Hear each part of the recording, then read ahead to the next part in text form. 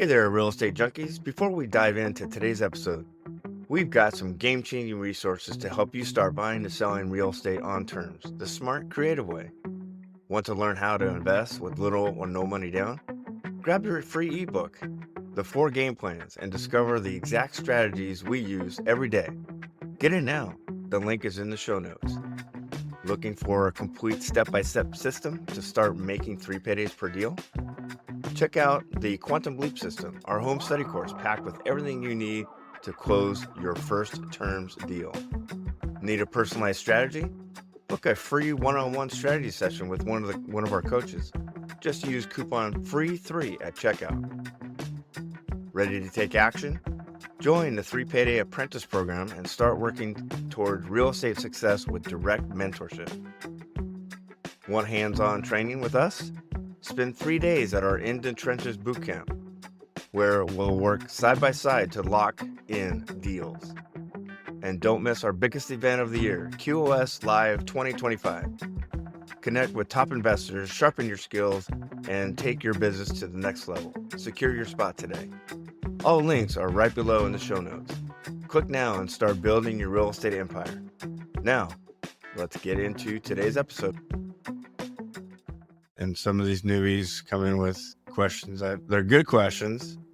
It's because they're new and they're not familiar with how things work or how it goes.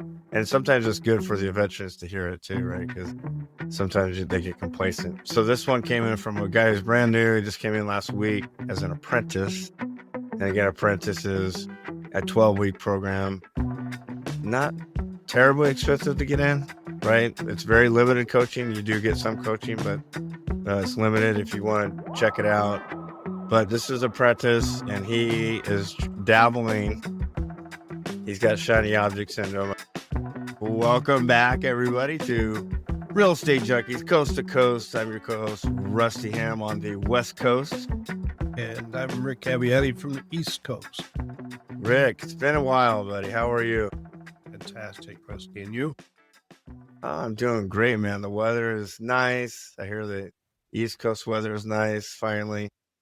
Yep, 4th of July weekend coming up, and it's in the 80s and sunny. Yeah, you guys get that, like 2 weeks out of the year? Something like that, right? Yeah, so let's get on with the show, Rick. Again, the show is based on 3 pillars: mindset, skill set, and systems. That's our warm-up, our game plan. We usually talk about either a lease purchase, owner financing, sub 2, or a lease purchase, executive lease purchase, or AO. And then we'll have our cool down. Our warm-up today is going to be mindset. And you've done a few things in the community as far as their why, and you're recognizing what lately? I'm recognizing all of a sudden we've been focusing on people's whys. And I know in fact, I've had a call over the last few weeks working with somebody on their why and drilling into it, because everybody thinks they know their why, but most people don't that really know what their why is, because when your why becomes emotional, it really charges you and gets you through those challenges and picks your level of motivation up, because, who wants to make cold calls? It's fun now because we're used to doing it and you enjoy talking to sellers.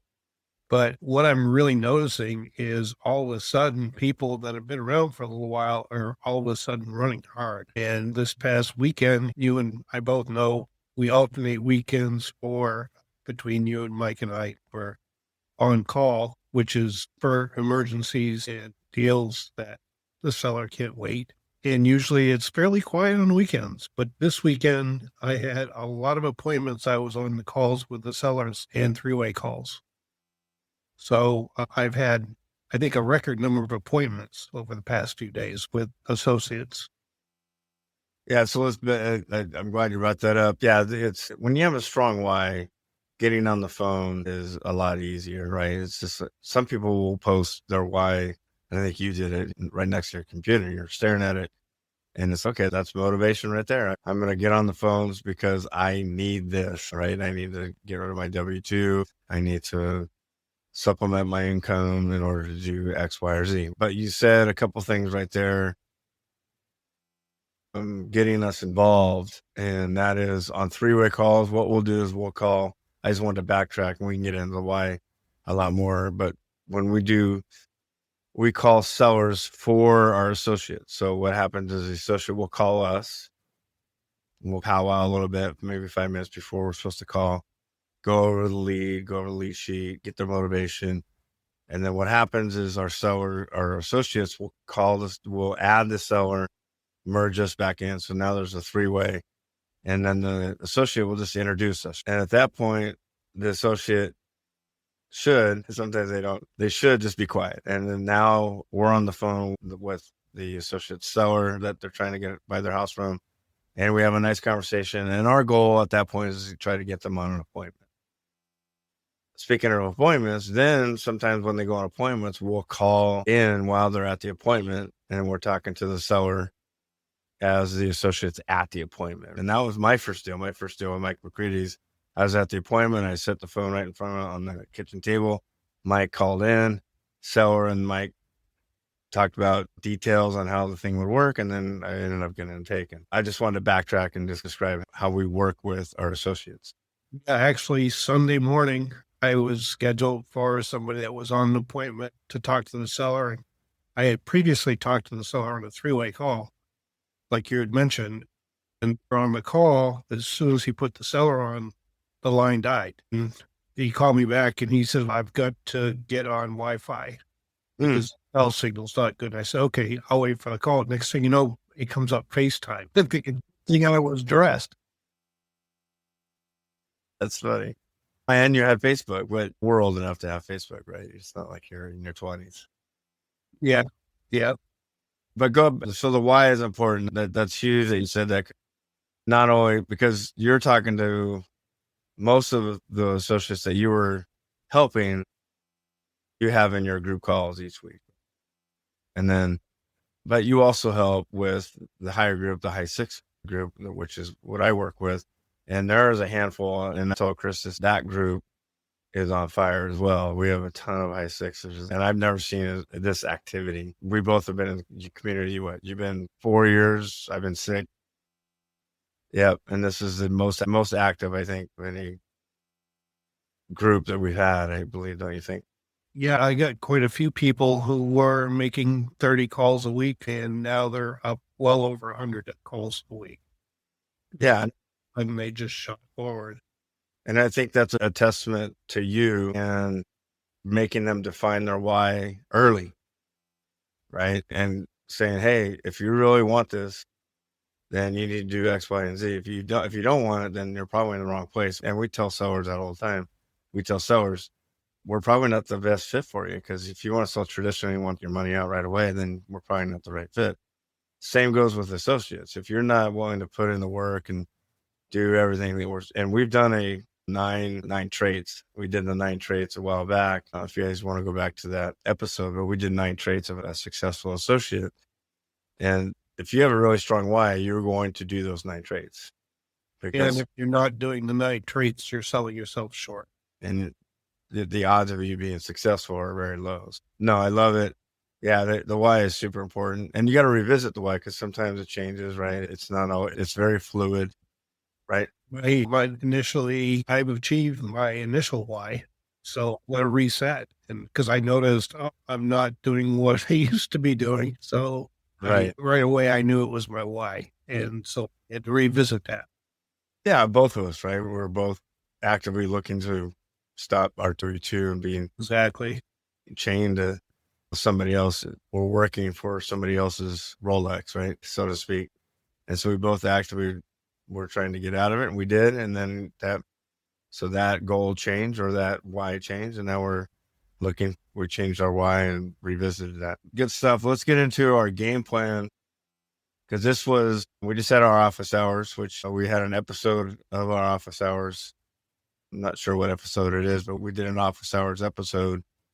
And we have veterans in there, people that have been in the community for 2, maybe 3 years. And then we have some newbies. And some of these newbies come in with questions they're good questions. It's because they're new and they're not familiar with how things work or how it goes. And sometimes it's good for the veterans to hear it too, right? Because sometimes they get complacent. So this one came in from a guy who's brand new. He just came in last week as an apprentice. And again, apprentice is a 12-week program. Not terribly expensive to get in, right? It's very limited coaching. You do get some coaching, but it's limited. If you want to check it out, the link is in our show notes. So you just click on that link and it'll direct you right to the apprentice program. But this is apprentice and he is dabbling. He's got shiny object syndrome, I can tell, because I got this CRM or I got this LLC, or I don't know if you heard some of the things he was grabbing out of thin air, but so he wants to he was buy and hold right now. Yeah. And he's looking at some fix and flips, but the people that most likely wholesalers are paying too much, which is leaving him high and dry. He can't do that. And so he knows that fix and flip and wholesaling, you're generally dealing with properties that they need work. Whereas he said, I know in this community, you're dealing with pretty houses. And I did correct him because that's not necessarily the case. Because creative financing can be used on any property as long as it's livable. You can do creative financing with anything. You can do creative financing on a car. You can owner finance a car. So I see what you're saying. Yeah, because he had the misconception that what we do, lease purchase, owner financing, whatever, is going to be a nice cookie cutter house in a really pristine neighborhood, 3-bedroom, 2 baths, or 4-bedroom, 3 bath.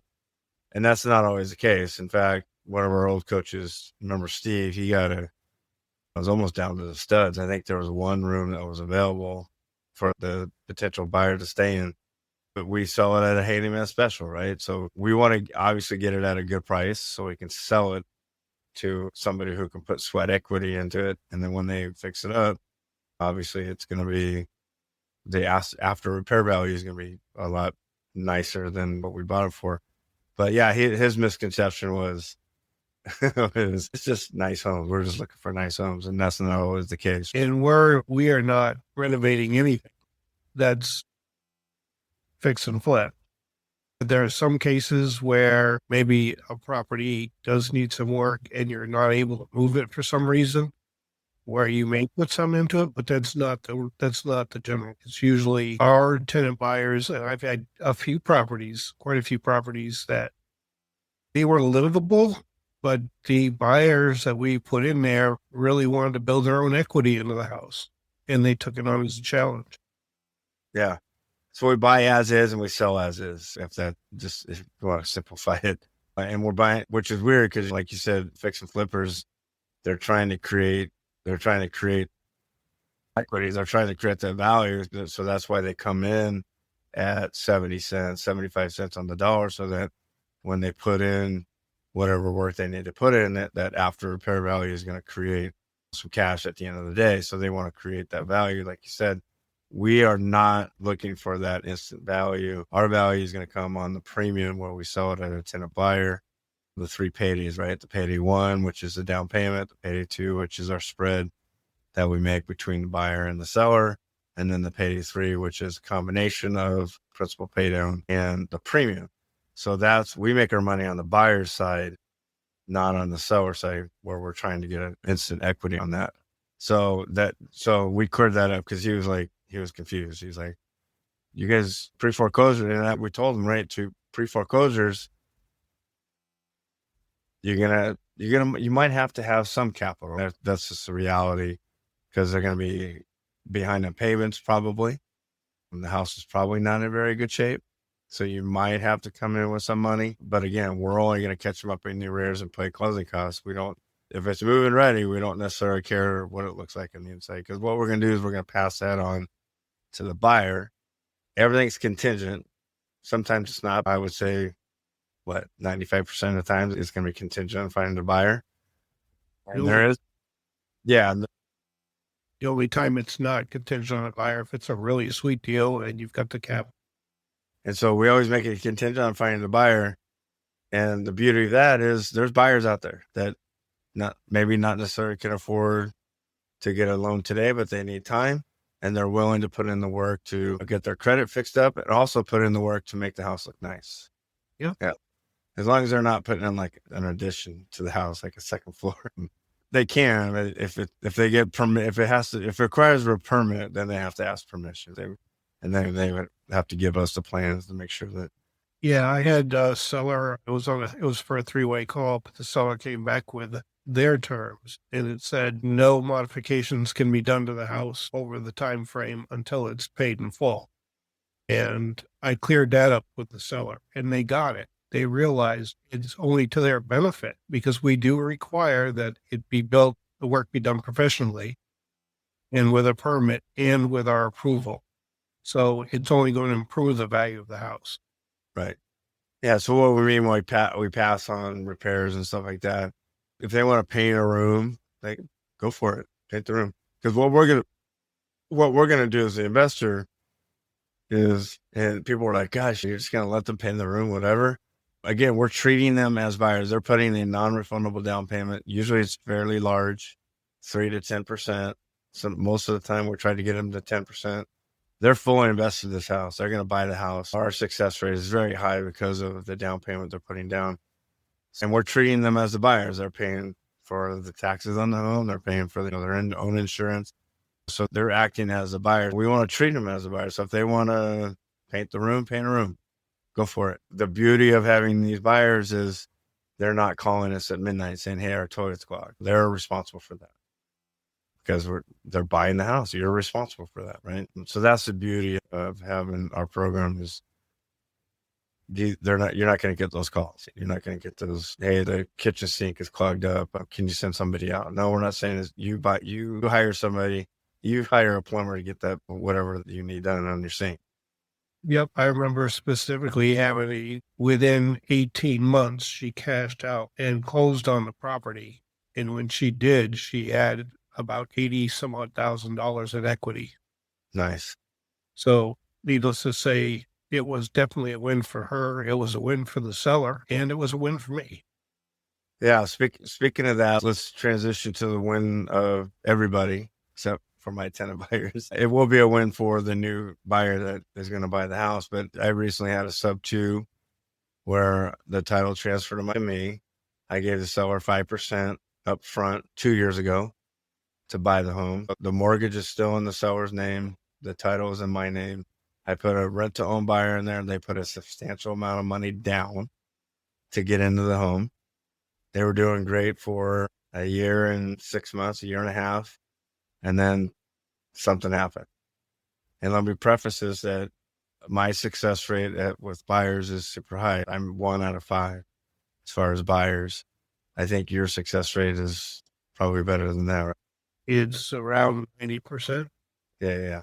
So meaning the one didn't fulfill their option. The other 4 fulfilled their option and bought the home. So we have a very high success rate. This one, life event happened. They just stopped paying the bill in December. I gave them their notices, went through the eviction process. As you probably know, in California, it's a long process. There's a lot of red tape in California. Finally got them out. This was complete trash. They had a cat and they just didn't take care of the home. So I have capital, thank God, because I'm going to fix up the house. I'm going to have to paint it, put carpet in it, do some repairs, but I'm still going to make money on the home. So even though the tenant buyer didn't fulfill their option, I'm still going to come out ahead. I just wanted to describe how on my end, and you had somebody walk away, but just know that when we say we make money on the buyer side, I'm still going to make money on the buyer side, probably not as much because now I'm going to put it on the market traditionally and I'm going to have to pay the commissions and fees and all that BS that you have to go through when you sell the house traditionally. So if my tenant buyers were to cash me out, I would have made a boatload of money, right? Because I would have gotten the markup. I'm still getting the principal fee down, which is huge. It's just selling the house traditionally. It's like I'm going to sell it at X amount with somebody coming in 2% lower, commissions and fees, 5-6%. So that's 8% almost. about the sale price. I'm not happy about that, but I'm still going to come out ahead of the game. What about your tenant buyers that walked away? So I had one, they were in the home for about a year. They had put down a non-refundable down payment. They were working their way towards the 10% down. And they realized with the wintertime and the expenses of the house, with the heat and the electric, they realized that they couldn't afford it. And I think there were some other things going on, whether they were buying things or whatever. I'm not sure. But they called me. They were very nice about it. They said, we can't afford to live here, and we've identified another place we're going to go ahead and just rent a place. And so since they volunteered to leave, I did not have to go through an eviction process with them. So that was good. And so in the meantime, we're looking for another tenant buyer, and we've got a lot of activity. So that will be happening soon. But in the meantime, I'm paying the mortgage payment to the seller and to the lender. It's not an exorbitant amount, but the down payment that I got from the tenant buyer easily covered that and anything I have for cleaning costs and whatnot. And I'll get a second non-refundable down payment from another buyer. So it's like getting two on the same property. And I'm glad you brought that up. There's two things you said there. When we get the non-refundable down payment from the tenant buyer, we're not going out and buying Lamborghinis. We're not going out and spending that and going just like you won the lottery and just going out and buying all these things. No, we house it in our account for occasions like this, in case something does happen. Now, when the tenant buyer closes out, right, now it's okay. Now we have this money sitting there that you can maybe go buy a property that needs a down payment, or maybe we can go buy, we're thinking buying properties, not necessarily buying cars and stuff, but we do want to house that money in case something does happen.